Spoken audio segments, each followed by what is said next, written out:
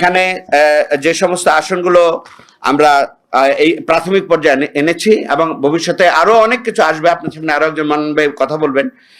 তাহলে পঞ্চগড় 1 আসন, যেখানে 8,920 ভোটের ব্যবধান আছে, কিন্তু অনেক সমস্যা সেখানে তৈরি করা হয়েছে। ঠাকুরগাঁও 2 5,310 ভোটের ব্যবধানে তাকে হারিয়ে দেওয়ার এনেছে।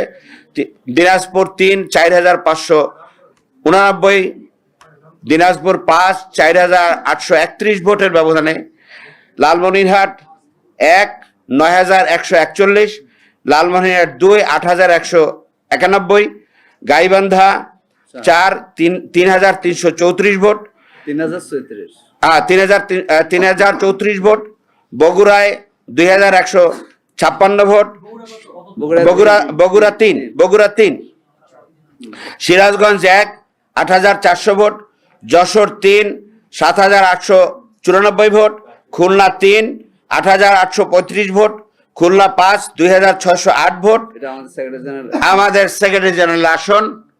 এবং নিশ্চিত বিজয়, এই প্রত্যেকটা আসন থেকে নিশ্চিত বিজয়ের বার্তা আমরা পাচ্ছিলাম, কিন্তু সেগুলোকে এই প্রক্রিয়ায় এখন ভিন্নভাবে নেওয়া হয়েছে।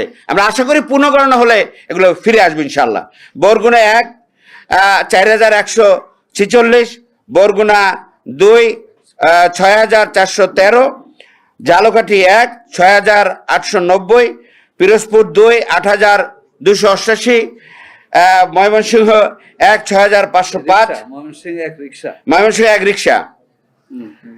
আচ্ছা, ময়মনসিংহ 4 8,311, ময়মনসিংহ 10 8,214,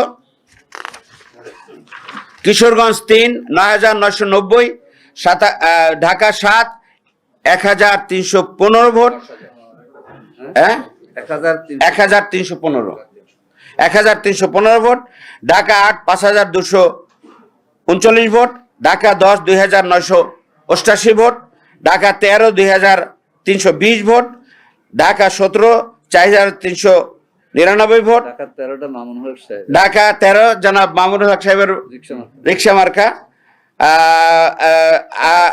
ঢাকা 17 4,399 খালিদ, আমাদের ডক্টর খালিদ হোসেন, গোপালগঞ্জ 2 7,009, ব্রাহ্মণবাড়িয়া 5 1,061, চাঁদপুর 4 5,877, চৌদ্দগ্রাম 17 1,026, কক্সবাজার 4 900, চট্টগ্রাম 14 হচ্ছে অনেক অলি সাহেবের ছেলে, সে 1,026 ভোটে, এবং মাঝখানে সে তো প্রায় ঘোষণা হয়ে গেছিল, তারপরে বসা মাজা করে 1,026 ভোট দেখাইয়া ওনাকে পরাজিত ঘোষণা করে। কক্সবাজার 4 929 ভোট। সম্মানিত 929, সম্মানিত সাংবাদিক বন্ধুরা, এইভাবে ভোটের ফলাফলকে ম্যানিপুলেট করে অন্যকে জিতিয়ে দেওয়া হয়েছে।